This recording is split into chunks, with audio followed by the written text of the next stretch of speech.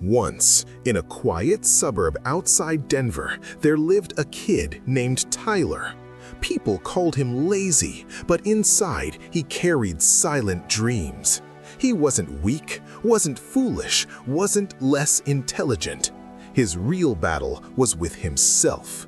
He always said, "I'll do it tomorrow." His textbooks gathered dust on his desk. His room stayed messy. And his dreams? They stayed locked inside his mind, getting quieter every single day. He wanted to build something. Maybe start that side hustle. Maybe finally get in shape. Maybe stop feeling like a failure every time he opened Instagram and saw everyone else winning. But every single day, he pushed his future one step further away. His grades started slipping. His confidence? It fell even harder. At night, lying in bed, scrolling through his phone at 2 a.m., he'd sometimes look out the window and whisper to himself, "Why do I feel so stuck? Why can't I just change?" But the silence gave him no answers. One evening, his mom sat down next to him. She looked tired. Not angry, just sad. She said, "Tyler, life doesn't wait for anyone. Every day you waste is like putting another stone on your own back. If you don't change now, those stones are going to crush you." Tyler smiled, brushed it off. He thought, what difference does one day really make? But life had a plan for Tyler. In the same town lived an old man named Robert, a former college professor turned life mentor. People said he'd helped dozens of lost kids find their path, built structure where there was chaos. Tyler's dad, desperate, took him to meet this teacher. Robert looked at Tyler for a long moment. Then he said calmly, "So you're the kid who waits for tomorrow." Tyler felt his stomach tighten, exposed. Robert handed him something strange, an old clay pot and a basket full of small, smooth stones. He said, "Every morning when you wake up, if and only if you finish your most important task for the day, you put one stone in this pot. Just one. If you skip the task, the pot stays empty. Come back to me in 30 days. It sounded absurdly simple, but when Tyler tried it the first morning, he felt the full weight of his own laziness. His mind screamed at him to go back to bed, to scroll TikTok, to do literally anything else. But he forced himself. He studied for just 1 hour. Then he walked over to the pot and dropped the first stone inside. The sound it made, that tiny clink, it was small, but it gave him a feeling he hadn't felt in years. Pride. Real earned pride.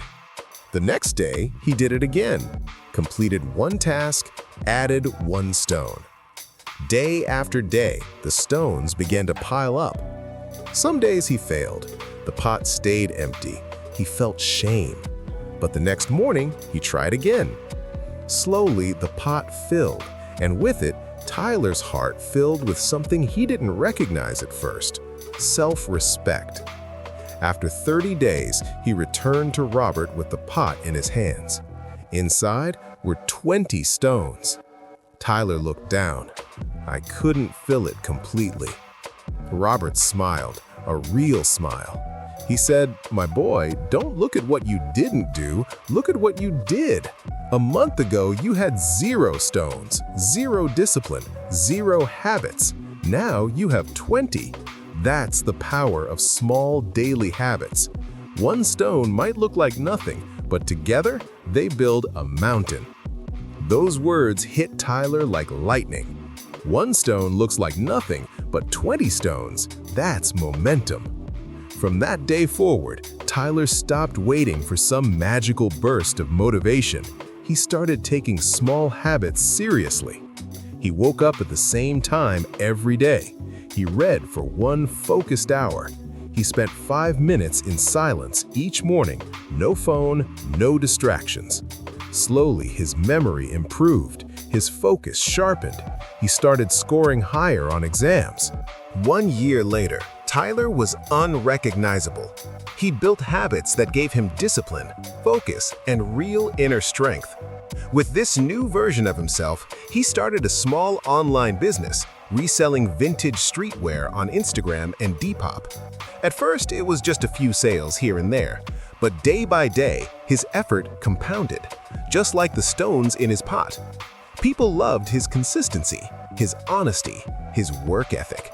That lazy kid, he was gone, erased.